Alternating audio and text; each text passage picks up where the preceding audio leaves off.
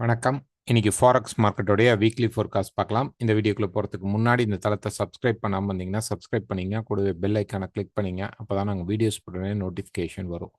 இந்த வீக்கான முக்கியமான நியூஸஸ் அப்படின்னு நம்ம பார்த்தோம் அப்படின்னோம்னா, இன்ட்ரெஸ்ட் ரேட் வந்து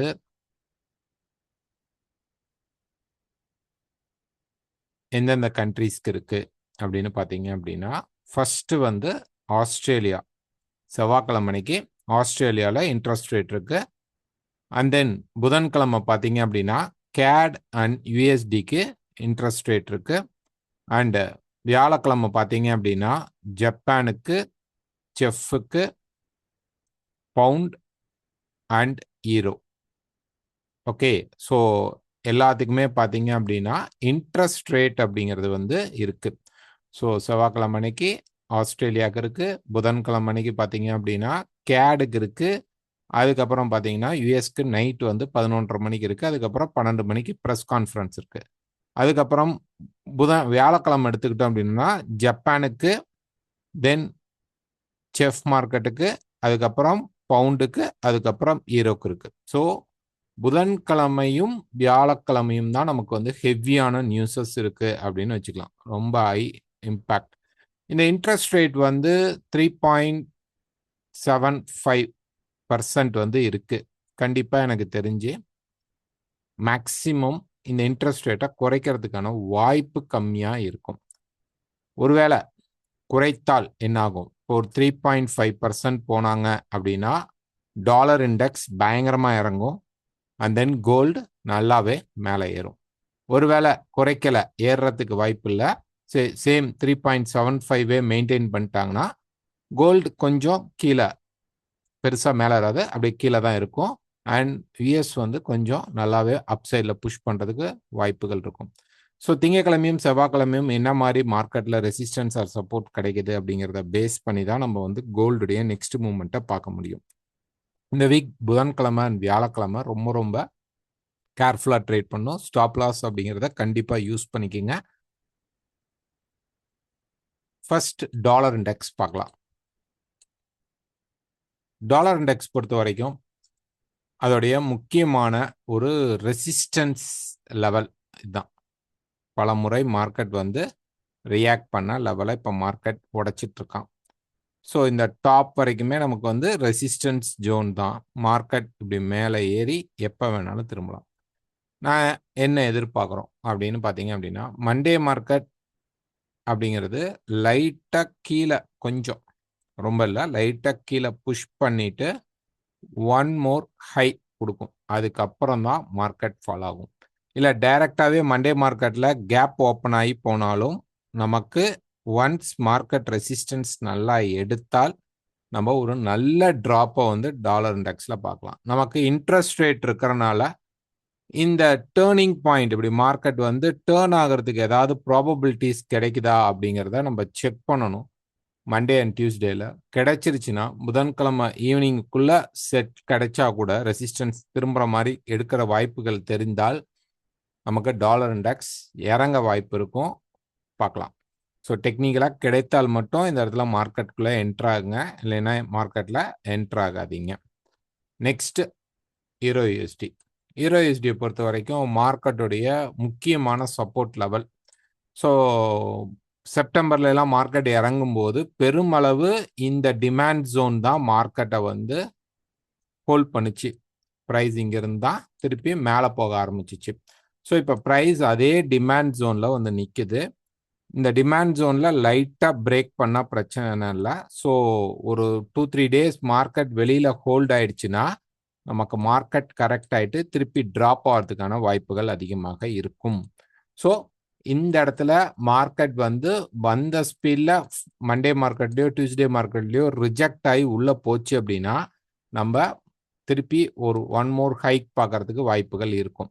இல்லை மார்க்கெட்ஸ் அங்கே ஸ்டே ஆயிடுச்சு, கீழேயே இந்த லெவலுக்கு கீழே மார்க்கெட் வந்து ஸ்டே ஆயிடுச்சு அப்படின்னா இந்த லோ அப்படிங்கிறது, இந்த லோ பார்த்தீங்க அப்படின்னா 1.1390 அந்த லெவலுக்கு கீழே மார்க்கெட் வந்து ஹோல்ட் ஆகி நின்றுச்சு அப்படின்னா, க்ளோஸ் வச்சு நல்லாவே ஹோல்ட் ஆகி நிற்கணும். மண்டே அண்ட் டியூஸ்டே நின்றுச்சு அப்படின்னா மார்க்கெட் வந்து கரெக்ஷன் மட்டும் எடுத்துட்டு ப்ரைஸ் வந்து ட்ராப் ஆகும்னு எதிர்பார்க்கலாம். இல்லை இந்த இடத்துல ப்ரைஸ் வந்து மண்டே அண்ட் டியூஸ்டே மார்க்கெட்டில் ஏதாவது ஒரு கேண்டில்ஸ் வந்து சும்மா கீழே வந்து ஒரு ஷேடோ மட்டும் கொடுத்துட்டு மார்க்கெட் மேலே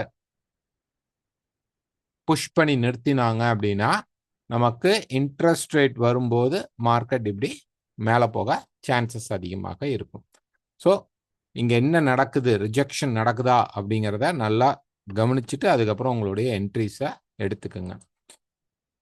பவுண்ட் யூஎஸ்டி பொறுத்த வரைக்கும் சேம். பவுண்ட் யூஎஸ்டி வந்து இந்த சப்போர்ட் பிரேக் ஆனால் தான் நம்ம செல் போக முடியும். இது கரெக்ஷன் மோடு தான். ஸோ மார்க்கெட் வந்து இன்னும் கொஞ்சம் கீழே இறங்கிட்டு இதே டிமாண்ட் ஏரியா, இந்த டிமாண்ட் ஏரியாவில் ப்ரைஸ் வந்து திருப்பி பை உள்ளுக்குள்ள வந்து பை கிடைச்சிச்சு அப்படின்னா மார்க்கெட் வந்து மேலே போகிறதுக்கான ப்ராபபிலிட்டிஸ் அதிகமாக இருக்கும். நம்ம வந்து 4 hour சார்ட் அப்படின்னு பார்த்தீங்க அப்படின்னா 4 hourல வந்து லாஸ்ட் வீக் எதிர்பார்த்துருந்தா ரெசிஸ்டன்ஸ் எடுத்துட்டு பிரேக் ஆனால் தான் மார்க்கெட் மேலே போகணும் அப்படின்னு எதிர்பார்த்துருந்தோம். ப்ரைஸ் அதே மாதிரி என்ன பண்ணோம் அப்படின்னா போய் ரெசிஸ்டன்ஸ் எடுத்துட்டு ட்ராப் ஆகிட்டு இருக்கான். இன்னும் கொஞ்சம் ஃபால் ஆகும்போது நமக்கு என்ன ஆகும் அப்படின்னு பார்த்தீங்கன்னா திருப்பி இங்கேயே மார்க்கெட் வந்து ஒரு சப்போர்ட் எடுத்த உடனே மார்க்கெட் வந்து இந்த சேனலை பிரேக் பண்ணி மார்க்கெட் ட்ரெண்டிங் ஆகிறதுக்கு ப்ராபபிலிட்டிஸ் இருக்கும். ஒரு ஷார்ட் ஃபால் வந்ததுக்கு அப்புறம் பை செட்டப் கிடைச்சிச்சு அப்படின்னா பவுண்ட் யூஎஸ்டியில் பை எடுக்கலாம். ஆஸ்திரேலியா யூஎஸ்டி பொறுத்த வரைக்கும் பார்த்தீங்கன்னா மார்க்கெட் வந்து அந்த ஹையர் ஃப்ரேமில் பார்த்தீங்க அப்படின்னா இந்த இடத்துல ஒரு ரெசிஸ்டன்ஸ் ஃபார்ம் ஆனதுனால மார்க்கெட் கீழே வருது. பட் ஆனால் நமக்கு இந்த இடத்துல ஒரு நல்ல பெரிய சப்போர்ட் லெவல் ஒன்று மார்க்கெட்டில் இருக்குது. ஓகேங்களா? ஸோ இந்த சப்போர்ட்டை வந்து மார்க்கெட் வந்து உடைத்தால் மட்டுமே நம்ம வந்து செல் ட்ரை பண்ணலாம். இல்லைன்னா இன்ட்ரெஸ்ட் ரேட் அப்போ இங்கே கொஞ்சம் வந்துட்டு மார்க்கெட் பூம் கிடைச்சிச்சு அப்படின்னா பைக்குள்ளே போகலாம். திருப்பி இந்த எக்ஸ்பேன்ஷனாக மார்க்கெட் வந்து என்ன பண்ணும் அப்படின்னா மேலே வந்து போய் திருப்பி இந்த ரெசிஸ்டன்ஸ் எடுக்கிறதுக்கு ட்ரை பண்ணலாம். அதனால ப்ரைஸ் வந்து உங்களுக்கு இந்த டிமாண்ட் ஜோனுக்கு பக்கத்தில் மார்க்கெட் வந்து ரிஜெக்ஷன் ஆச்சு அப்படின்னா ஹீரோ யூஎஸ்டி மாதிரியே ரிஜெக்ஷன் ஆச்சு அல்லது சப்போர்ட் எடுத்தால் we can go for buy. New Zealand USD பார்த்தீங்க அப்படின்னா அது வந்து செல் மோடில் தான் இருக்குது. இன்னும் கொஞ்சம் வரும்போது இந்த டிமாண்ட் ஏரியாவுக்கு ப்ரைஸ் வந்து சப்போர்ட் எடுக்கும். பட் இங்கே போய் கண்டினியூ செல் எடுக்காதீங்க.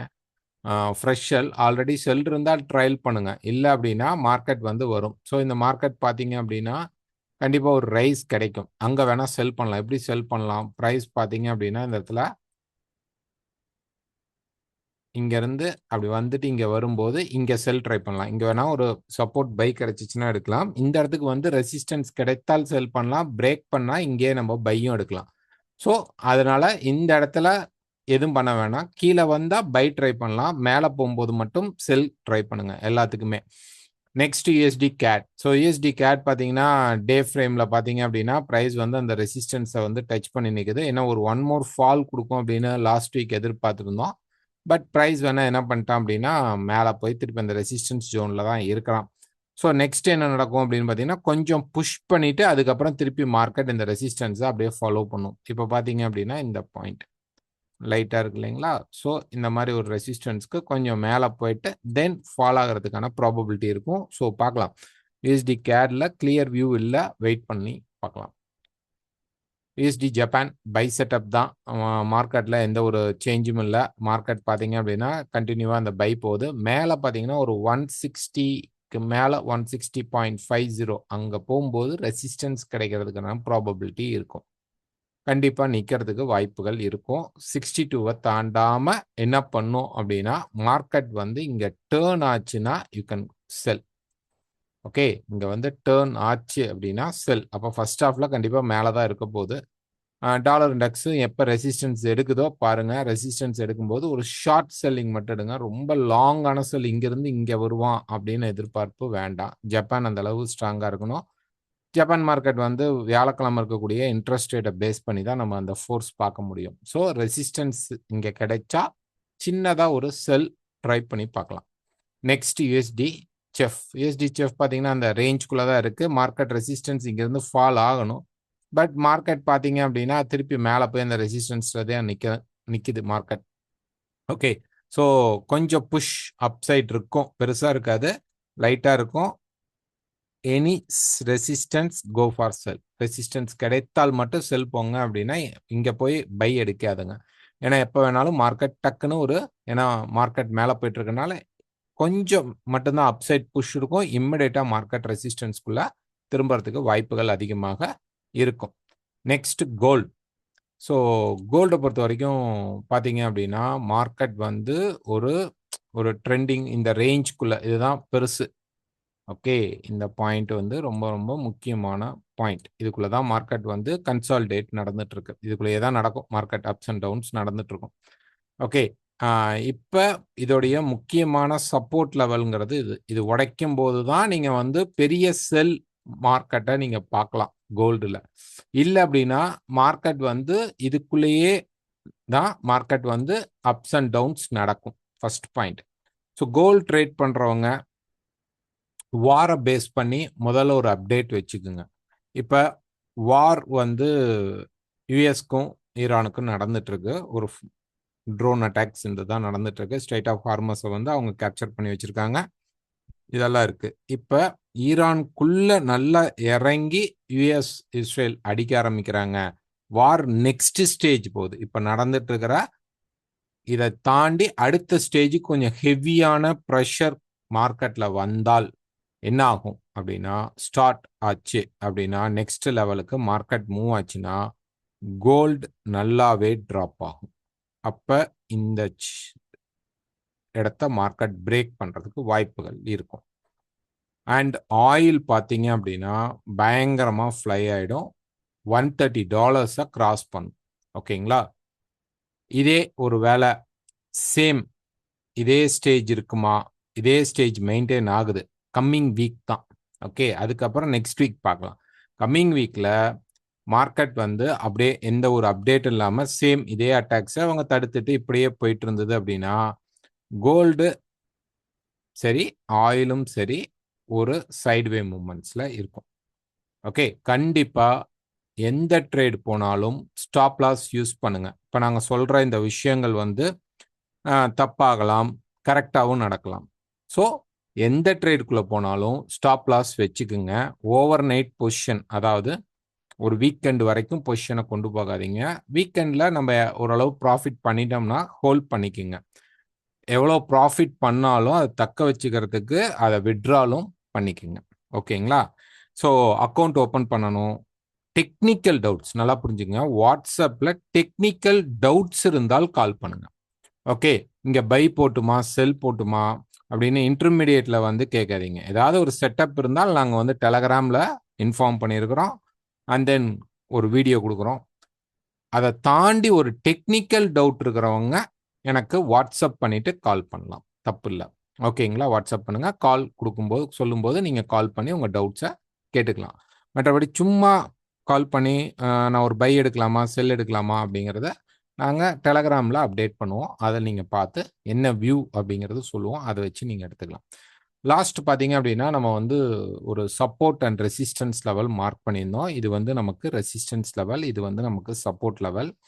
ஃப்ரைடே நம்ம எதிர்பார்த்தது இங்கேயே மார்க்கெட் சப்போர்ட் எடுப்பானா அப்படின்னு எதிர்பார்த்தோம். பட் எடுக்கல. மார்க்கெட் ஃபால் ஆயிடுச்சு. ஸ்டில் இந்த சப்போர்ட்குள்ள தான் இருக்கு. ஓகே, ஸோ இப்போ ஒரு 15 மினிட்ஸ் சார்ட் எடுத்துக்குவோம். ஸோ ஒரு 15 மினிட்ஸ் சார்ட்டில் பார்த்தீங்க அப்படின்னா மார்க்கெட் வந்து முதல்ல நம்ம எதிர்பார்த்துருந்தது ரெசிஸ்டன்ஸ் வந்து இந்த மாதிரி ரெசிஸ்டன்ஸ் எதிர்பார்த்துருந்தோம். பட் அது ஃபெயில் ஆயிடுச்சு, உடச்சிட்டான்.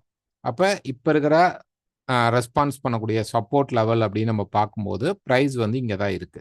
ஸோ ஒன் மோர் இப்படி ஒரு ஃபால் வந்தாலும் நல்ல சப்போர்ட் கிடைத்தால் இப்போதைக்கு நமக்கு பார்த்தீங்க அப்படின்னா மார்க்கெட் வந்து ஒரு 5060 இது ஒரு ரெசிஸ்டன்ஸாக இருக்கும். அதை தாண்டும் போது 5128 நமக்கு ஒரு ரெசிஸ்டன்ஸாக மார்க்கெட் அமையும்.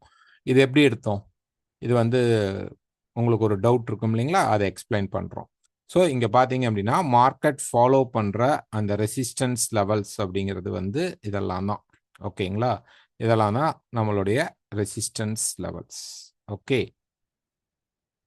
இதெல்லாம் தான் சப்போர்ட்ஸ் அண்ட் ரெசிஸ்டன்ஸ் லெவல்ஸ்.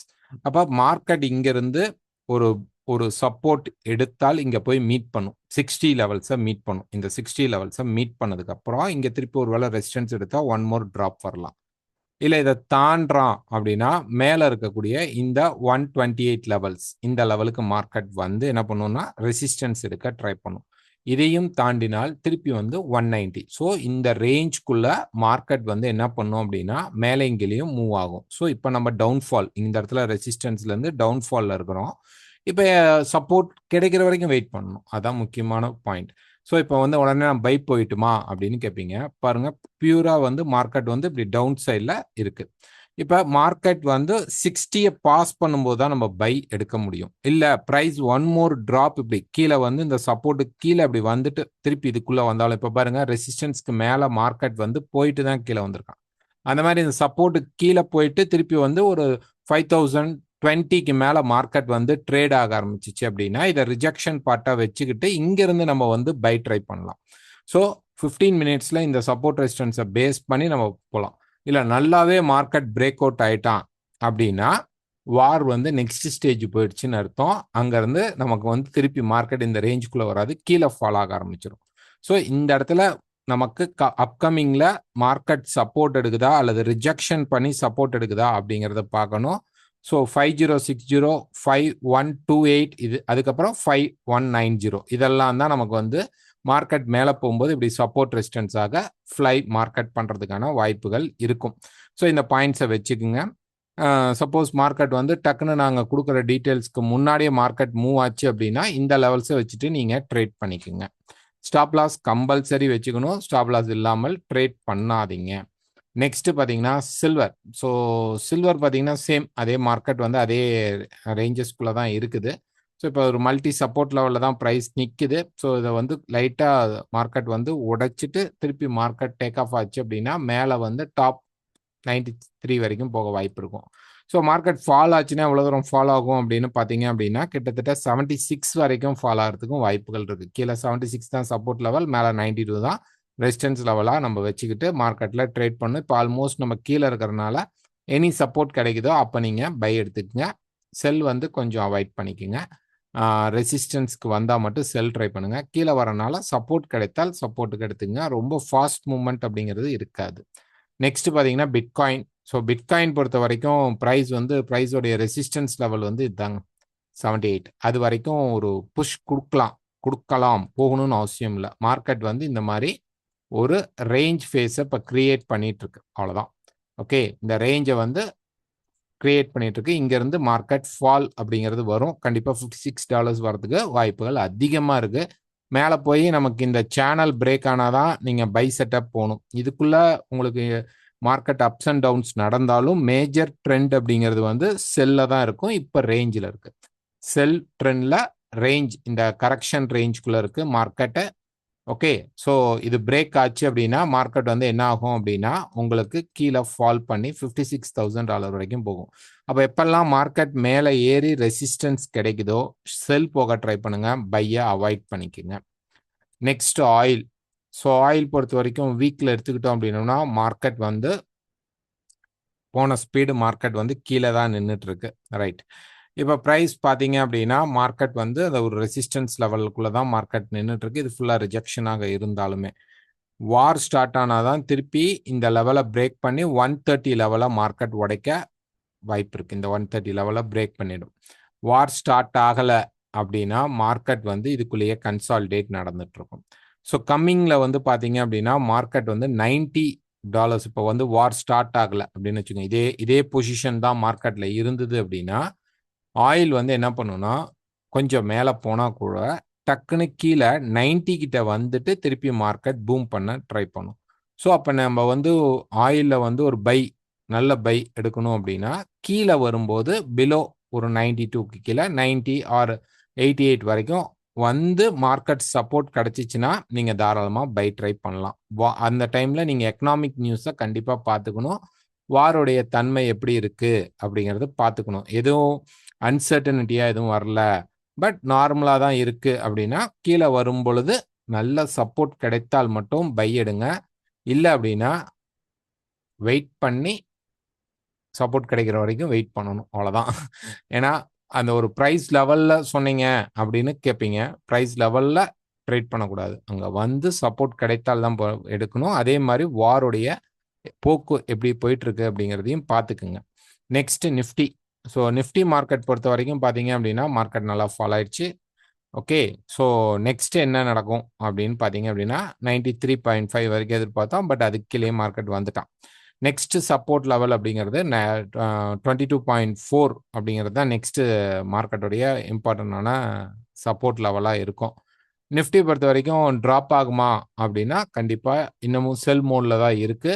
வரக்கூடிய ஏதாவது டேட்டாஸ் வந்து பாசிட்டிவாக வாரில் நடந்தால் உங்களுக்கு நிஃப்டி கொஞ்சம் கெயின் ஆகும். இல்லை கொஞ்சம் அது மோசமாக போனால் நம்மளுடைய நிஃப்டி மார்க்கெட் இன்னமும் ட்ராப் ஆகிறதுக்கான வாய்ப்புகள் உண்டு.